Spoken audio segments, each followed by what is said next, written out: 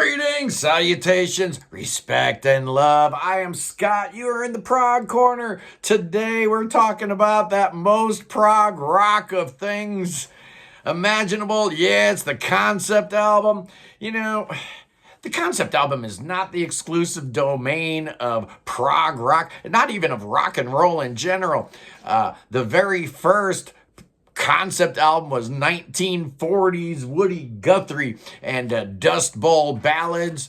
In the late 40s, the long playing record came about. So that gave artists a little bit more real estate to play with, to expand on different ideas.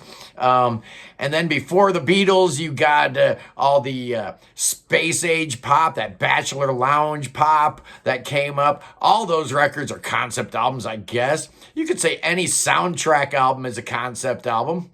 You could say every Christmas album ever released is a concept album.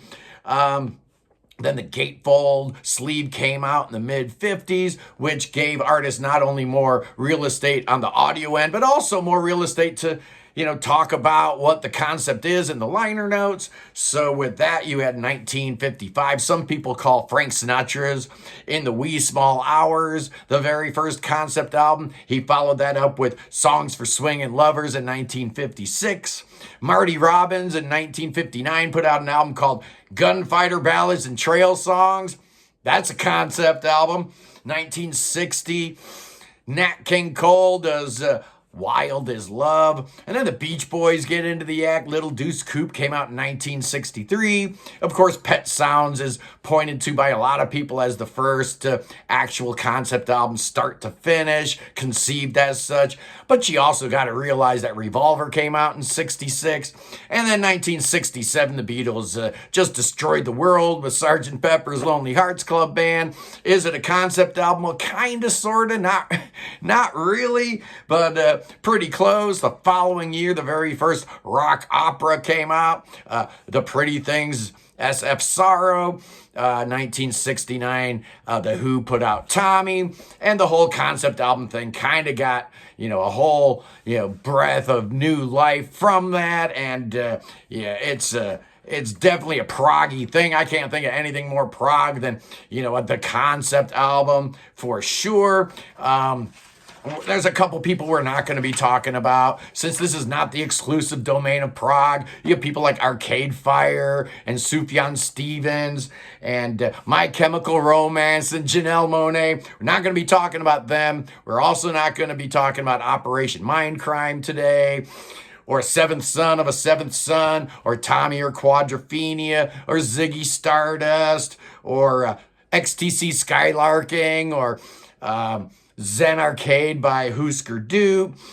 We're not going to be talking about Snow by Spock's Beard. Fear of a Blank Planet didn't make my list. Ayreon's The Human Equation was my second to last omission, and the last one I left off, which kind of hurts, is Nectar's Remember the Future. There are some concept albums that went over, multiple albums. The Deer Hunter, he's on Act 5 of his thing. Coheed and Cambria. Fidu put out that great trilogy. JPL put out a great trilogy. So those are not just standalone albums that you got to actually get them all. So I'm not going to include those. Harmonium didn't make the list. That hurt a little bit. Also, Pain of Salvation came real close. And I'm not going to do instrumental concept albums. That's kind of a cheat, because every single album ever released without lyrics, you could say there's a thematic. Well, these are songs by Beethoven. Well, that's a concept album right there. So I'm not going to include the Snow Goose from Camel, or the Six Wives of Henry VIII from Rick Wakeman, because of that, whatever. Well, maybe I lied, and maybe at number 25, I did put Ayreon's The Human Equation. Oops. from 2004. Yeah, this is not a space opera. This actually takes place inside a dude's mind. A guy named Me. His part is sung by James LaBrie, and he's in a coma from a car crash, and everything that's going on in his brain is pretty much what this album's all about. It's awesome. I really like it. At number 24, what are we doing here? We're doing Gentle Giant's Three Friends from 1972. Tells the story of three friends who were in school together, and one became a road builder, one became a painter, and the other became a captain of industry. And the whole idea is that the only time these three people were actually in the same class, actually really friends, was in school.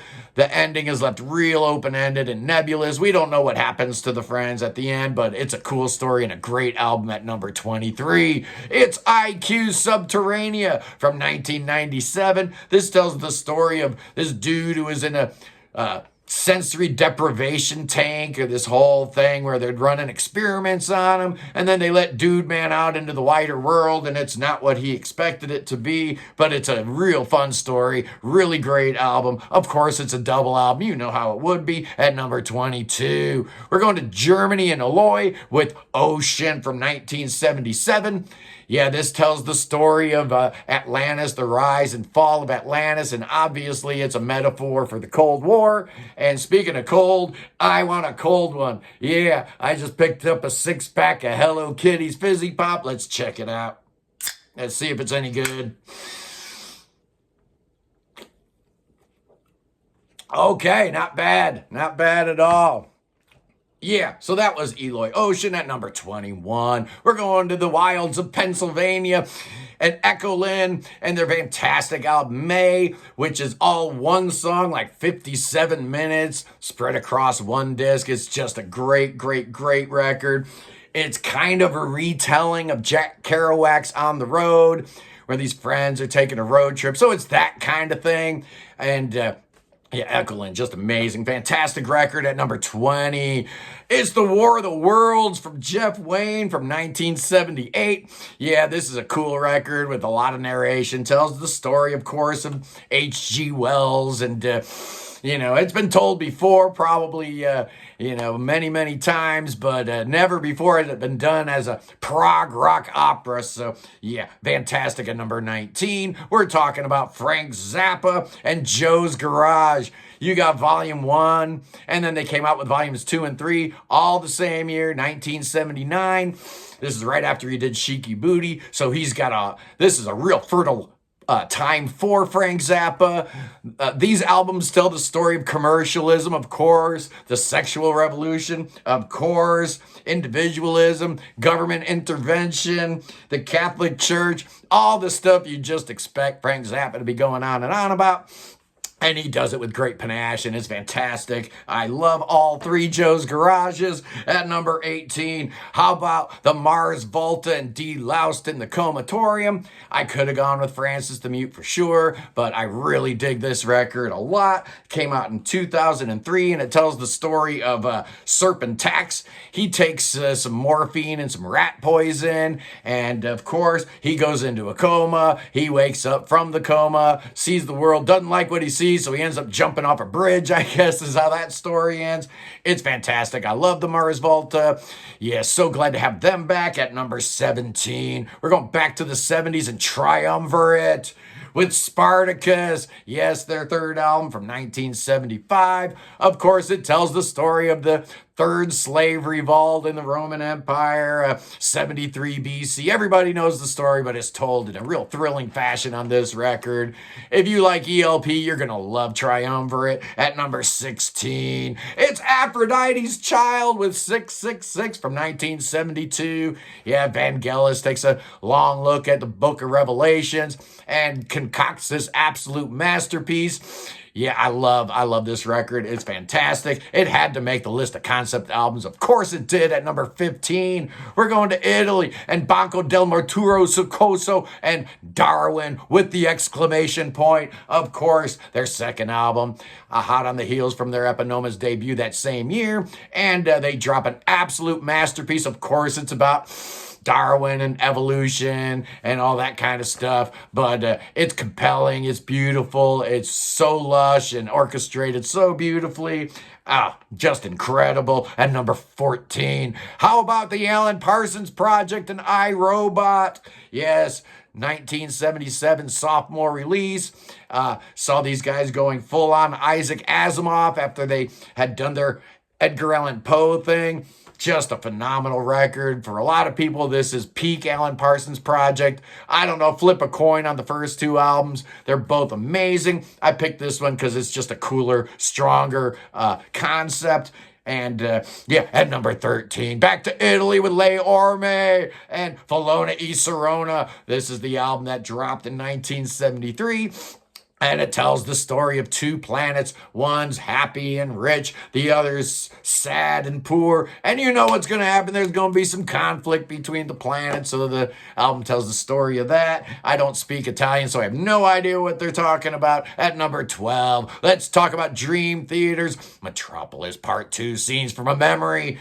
Yeah, part 1 was on an earlier album, so they decided to expand this whole story out into a full length about Nicholas and this woman named Victoria, who he's seeing in these visions. There's cocaine, there's murder, there's hypnotherapy. It's a crazy story. It's a wild ride, and this is clearly my favorite Dream Theater album. And probably because the story's so strong and the storytelling compelling. Really, really like it a lot. At number 11, it's the Moody Blues and Days of Future Past, their 1967 masterpiece, which of course tells the story of an entire day from morning all the way into the Nights in White Satin. Oh man, one of the earliest examples of symphonic rock, one of the earliest examples of, classical music being infused in rock, and it just works. It totally does. At number 10, it's Rick Wakeman, but I'm not doing Six Wives because,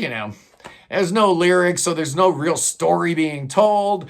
So I'm going with Journey to the Center of the Earth from 1974. Of course, this tells the story that Jules Verne's had told a century ago, but with the narration and the orchestra and everything, it's a fantastic album. And it almost bankrupted our dear Mr. Wakeman because he always had these visions of grandeur, and I had to include a Rick Wakeman album if we're talking about the pretentiousness of prog rock concept albums. Yeah, obviously. At number 9, let's do Marillion and Misplaced Childhood, their third album that came out in 1985.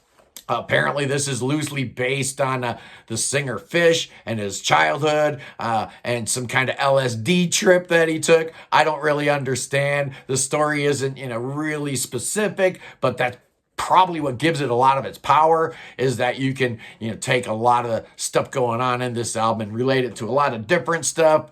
Absolutely a very important component to writing songs, man. At number 8, guy that knows how to write a good song, it's Neil Morse and the Neil Morse Band, and 2016's The Similitude of a Dream. Of course, this follows the story of the Pilgrim from Pilgrim's Progress, John Bunyan's 17th century allegory about good and evil, and dude man goes on a trip and he runs across all these different creatures and things and obstacles for him to get to enlightenment at the end of the journey. There's a part 2 called The Great Adventure, which is almost as good, but yeah, Similitude of a Dream definitely deserves to be in the top 10. At number 7, here's a band that waited until their 19th and final album to do an actual concept album. Yeah, 2112 is not a concept album, people, nor is Hemispheres, but Clockwork Angels is. Oh yeah, they waited their entire career to do a concept album, and they didn't disappoint. What a fantastic release this is. Neil Peart and his storytelling, never more bizarre. This is kind of like a twisted dystopian future, a steampunk kind of future where you kind of get all those different weird flavors mixed in with a readaptation of Voltaire's Candida. Yeah, man, Peart was working on a whole different level that us mortals have nothing to do with whatsoever. Speaking about people that are, not mere mortals. It's Steven Wilson and Hand.Cannot.Erase. Oh, yeah, this is my favorite Steven Wilson album. I mean, I really do like The Raven That Refused to Sing. But again, something about the storytelling here, the story of Joyce, Carol Vincent, this young woman who died in her apartment, and no one noticed she was missing. Nobody found her dead body for like 2 years. And Mr. Wilson thought that this was a really interesting line of an inquisition to base an album on. And I couldn't agree more. It's wonderful. It's fantastic. At number 5. Yeah, yes, fans, I'm going to break some hearts here. I'm putting my favorite album of all time at number 5. Why am I doing this? Tales from Topographic Oceans at number 5. Why isn't that number 1? Well, how am I ranking these? I don't even know how I'm ranking them, but I think I'm kind of ranking them based on how I like them, combined with the overall story itself. How compelling is the story? How detailed is the story? And there's not a lot of detail. There's really no story here. It's just, a basic concept for John to hang his ideas on. That being said, come on, man, it's Tales from Topographic Oceans, the greatest thing ever recorded, but probably not the greatest concept album of all time. I've actually got 4 that I think are better concepts, and therefore better concept albums. At number 4, from 1972, it's Thick as a Brick from Jethro Tull, an album that wasn't even really supposed to be a concept album. It's more of a joke, a satire on concept albums. He was so upset that the critics didn't quite get Aqualung. They thought it was a concept album. So he's like, if you thought that was a concept album, I'm going to give you a real one. And boy, he knocked it out of the park.